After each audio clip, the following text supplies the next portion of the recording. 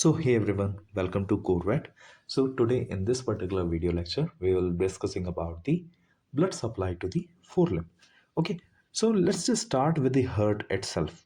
Okay, so if we talk about the heart, we all know from our previous classes that heart has been divided into four chamber, right? And from that there is a fourth chamber which is known as the left ventricle. Okay, so this left ventricle give rise to what? This left ventricle give rise to aorta, right? And what happens? This is the aorta, right? This is the aorta. So this aorta gives off two branches, okay? One and two. Two branches are going to be given off by the aorta. The branch which will descend posteriorly to the body of the animal is known as the posterior aorta, or we can say thoracic aorta, right? So it is the branch that will descend posteriorly in the animal's body, and it is known as the branch which is as an posterior aorta. Okay, so there are two branches. One is the posterior aorta and one is the anterior aorta. Okay, so this anterior aorta is also known as common brachiocephalic trunk, which is given off at the level of the fourth rib, right? Means from the left ventricle, okay, aorta arises, right? See, consider this to be heart, right? So this is the left ventricle, right? So from this, what? Aorta arises, right? So this aorta will gives off two branches, okay? One branch which will move anteriorly, okay, and one branch will move posteriorly in the animal body. Okay, so the branch that will move anteriorly will be known as what? Anterior aorta, or we can say CBCT, which is known as common brachiocephalic trunk, right? And the branch that will move posteriorly will be known as what? Posterior aorta, or you can say thoracic aorta. Okay, so this CBCT is given at the level of what? At the level of fourth rib. Means the origin of this particular CBCT or the anterior aorta occurs at the level of the fourth rib in the body. Okay, so this much is clear. Now, if we talk about this particular CBCT will continue cranially, right? This will continue cranially. Let me just erase this particular segment. Okay, so this CBCT will continue cranially, right? And will gives off two branches. One, this one, and second is the this one which I am highlighting currently, right? So if we talk about this branch which I am highlighting currently is known as what? Subclavian artery, right? And the branch that will be going to continue is known as what? Brachiocephalic artery. Okay, so the CBCT will go gives off two branches. Okay, one will be known as what? The brachiocephalic artery, and one will be known as what? Subclavian artery. Okay, this is clear that two branches are given off by the CBCT, right?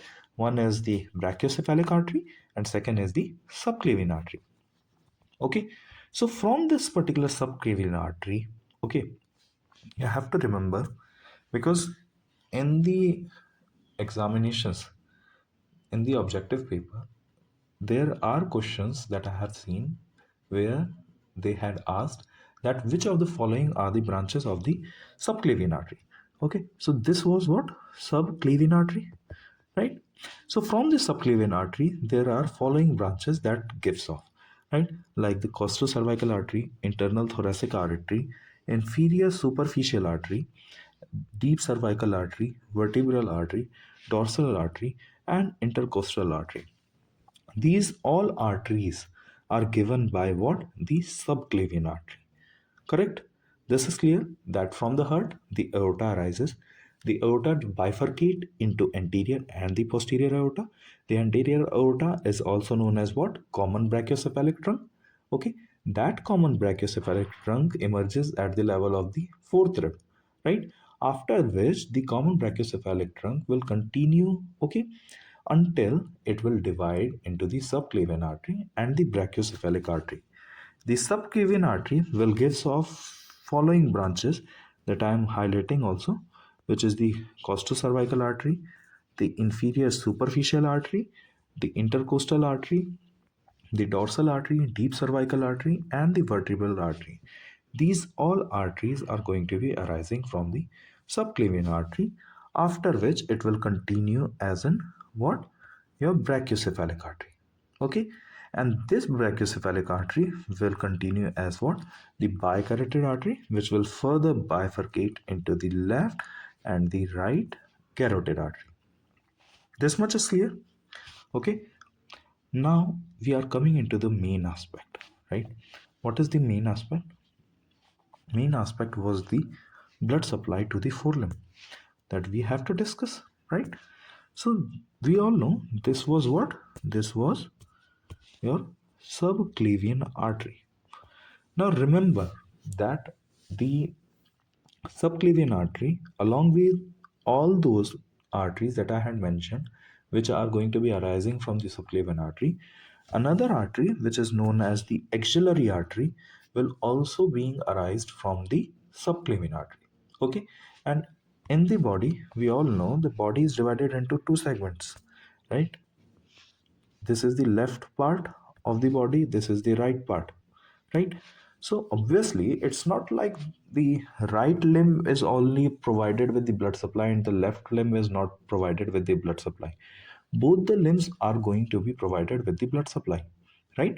So the subclavian artery, after giving all those branches that I had mentioned, like the deep cervical artery, internal thoracic, supraspeculaar artery, vertebral arteries, along with all those arteries, correct, the subclavian artery will also give rise to what? The left axillary artery. It is also a branch of subclavian only, okay? It is also a branch of subclavian artery only, okay? And a right axillary artery, okay? So the right axillary artery will supply to the right forelimb, and the left axillary artery will supply to the left forelimb, and the course is similar for both the forelimbs, right? The course of the arteries of blood supply is similar in the both the forelimb, and in this particular video I'll be taking an example of the left axillary artery to tell you how the blood supply is going to be there, correct? I hope this much is clear, that the axillary arteries are arise from the subclavian artery only. Okay, don't be confused from where the axillary arteries are being arised, right? So the subclavian artery, again I'm revising you all that the subclavian artery will give rise to what? Costocervical artery, the inferior or superficial artery, your internal thoracic artery, your vertebral artery, deep cervical artery, your dorsal artery, and the intercostal artery. Along with that, it will lead to the what? It will lead to provide the right axillary artery and the left axillary artery. Okay, these two axillary artery are also emerging from the subclavian artery, but there is a different in the locations. Likewise, the right axillary artery arises at the level of the first rib, right? But the left axillary artery arises at the level of the second intercostal space, right? This is one of the difference that you have to remember, that the right axillary artery arises at the level of the first rib in the cases of the animal, and we talk about the left axillary artery from the subclavian, it will arise at the level of the second intercostal space, right? Now the main drill starts, right? That how the artery will exit and enters the forelimb. See, let's just have an analogy, right? Let's just have an analogy. See, we all know, consider this to be a two-way lane, okay? A two-way lane road, okay? Consider it as an road, right? This road is moving this side and this lane is moving this side, correct? No difference. And this is what? A divider. Okay, a divider that is separating the two lanes, right? Now if I'll say that you have to just go from the lane 1 to lane 2, what you'll do, you'll just take an U-turn, right? Is it clear that there are two lanes in a road which are divided by a divider, right? Now you have to take an U-turn, right, to reach from the lane 1 to the lane 2. In the similar fashion, in the similar fashion only, we all know that the heart is there in the what? Thoracic cavity. It is not outside the thoracic cavity. It is encaptured by the rib cage, right? This much is clear that our heart is present in the thoracic cavity, right? And it is encaptured by what? It is encaptured by the rib cage. But our forelimb is outside the thoracic cavity. It is not in the inside, right? So what in the similar analogy if we talk about? So see, consider this to be what? This to be thoracic cavity, right? And this is what? Forelimb. And they are divided by what? They are divided by the presence of rib cage, right? They are divided by the presence of the rib cage. But obviously, if an artery had to reach the forelimb, it has to cross the rib cage, right? So after the arrival, after arising the from the subclavian, the axillary arises, right? But the subclavian is not outside the thoracic cavity; it is inside the thoracic cavity. Okay. So the subclavian artery will give rise to what? It will give rise to axillary artery, right? So this axillary artery will wind up around, means it will take a U-turn, or you can say it will wind up around the rib cage and just reach the region of the forelimb. Okay, that's how the course of the action of the axillary artery is. So in this similar fashion, the left axillary artery will, what it will do? It will wind around the first rib, the anterior border of the first rib. It will just wind around the anterior border of the first rib and take an exit from the thoracic cavity. Okay, this much is clear. I hope that the subclavian artery will give rise to the axillary artery, and that axillary artery will just wind up around the anterior border of the rib cage, okay, and just an exit, take an exit from the thoracic cavity. Good enough. Now the axillary artery is here, right, and the forelimb. Now talking about the regions, see, the name of the artery will change as it will change the region, right? This is the very first point that you had to remember, right?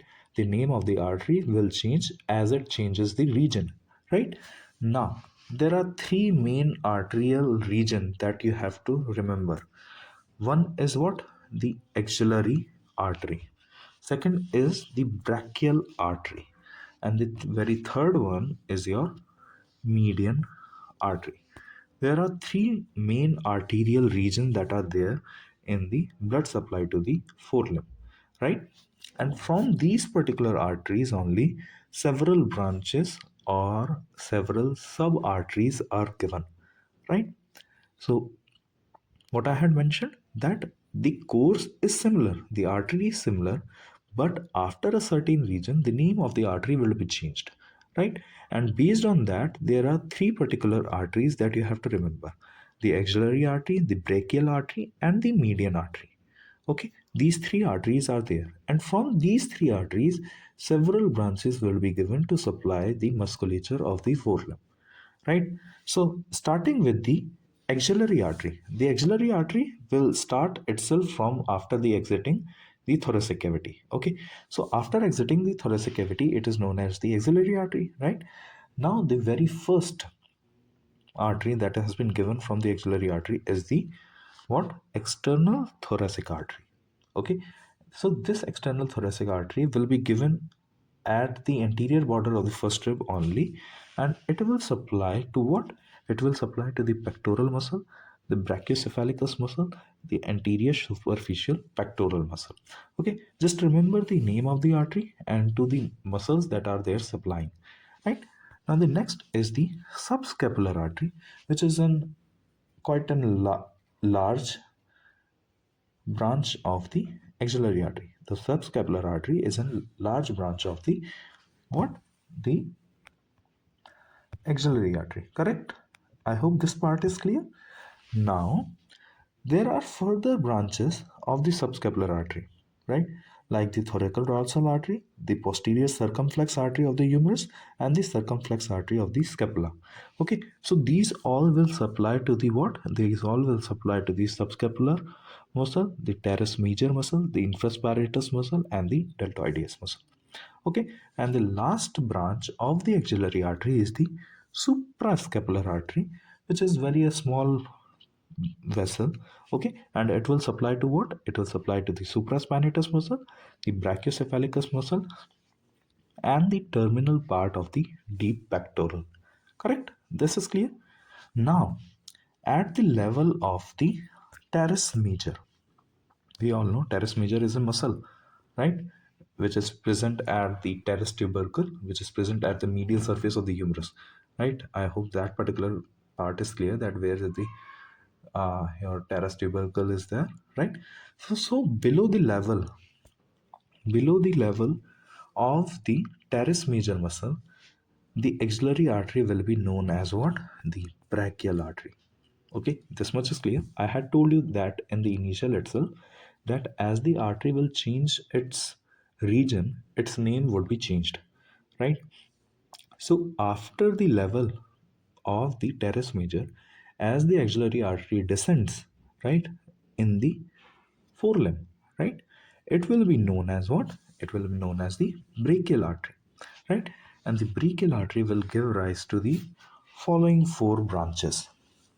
Right, one is the anterior circumflex artery of the humerus, right, which is anterior circumflex of humerus artery, right, which will supply to the biceps muscle, coracobrachialis muscle. Okay, next is the deep brachial artery, which will supply to the triceps, tensor fasciae antebrachiae. Okay, and next is the collateral ulnar artery, which will supply to the triceps, anconeus, flexor carpi ulnaris, and superficial digital flexor muscles. Right, now the next one is the collateral radial, which will supply to the all the extensor and the ulnaris lateralis muscle. Okay, so the axillary artery had given three branches, which was what? The external thoracic artery, subscapular artery, and the suprascapular artery. Okay, and after reaching a level of the teres major, it is known as the brachial artery, which will give what? Which will give four branches, which is the anterior circumflex artery of the humerus, the deep brachial artery, collateral ulnar, and collateral radial. I hope this particular segment is clear to you all, right? And there isn't any difficulty furthermore. Now we are coming to the main artery, which is the median artery, right? It is quite important to notice about the median artery, right? Now, from where the median artery is started, it is started at the level of the medial condyle of the humerus. The brachial artery started from the level of the teres major muscle, right? And the median artery started at the level of the medial condyle of the humerus. Okay, now before starting discussing, there are three prime branches of the median artery, right? One is the common interosseous artery,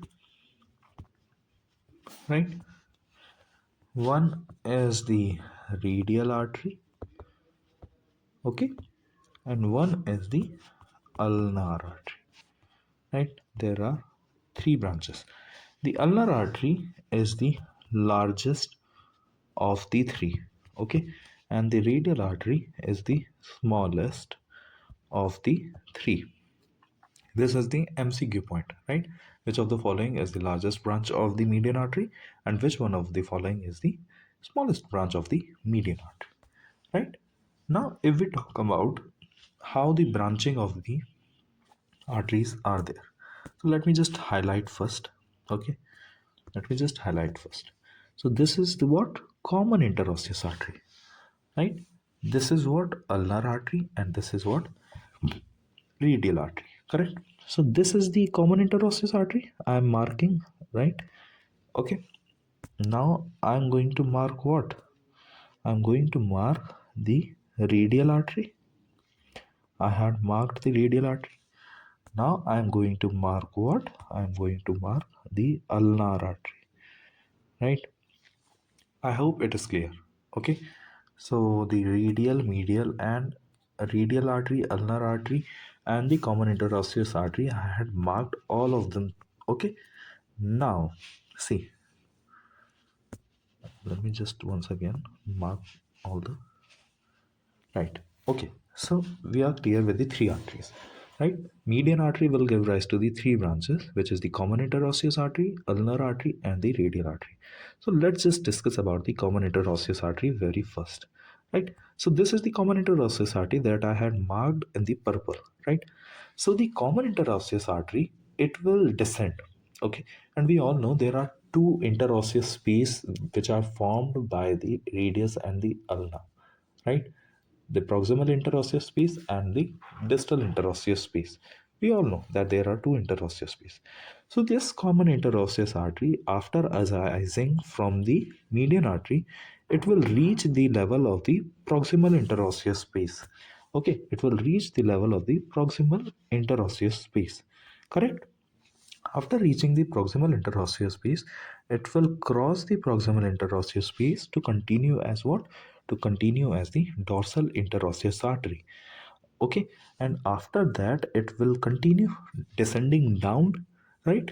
After descending down, it will give two branches, two perforating branches, which is known as what?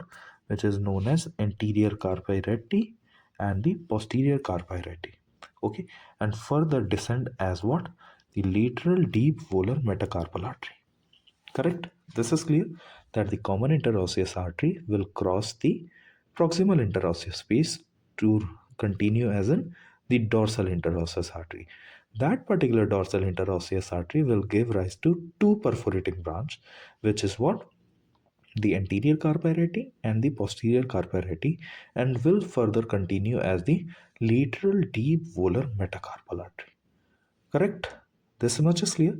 And this lateral deep volar metacarpal artery will give rise and branch and connect with what? It will connect with the middle deep volar metacarpal artery. This one. Okay. It will connect with this branch, right? It will connect with the middle deep volar metacarpal artery. See, there are three: the middle deep volar metacarpal artery, the medial deep volar metacarpal artery, and the lateral deep volar metacarpal artery. Okay, so the lateral deep volar metacarpal artery has been arised from what? It was arised from the dorsal interosseous artery, right?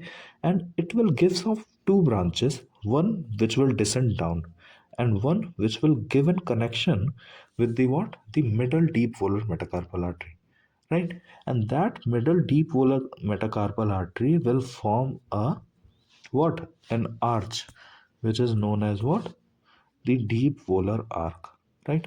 This is the deep volar arc that I am highlighting currently, right? Let me just erase once all the things and just tell you once again. Okay, so this was the what? Lateral deep volar arc, lateral deep volar metacarpal artery. This was what? The middle deep volar metacarpal artery. Both will join to form what? The deep volar arc. Okay, and that lateral deep volar metacarpal artery will continue and descend as the lateral volar digital artery. So this was all about the common interosseous artery. Okay, now we are about to discuss about what? The radial artery. Talking about the radial artery, it will give what?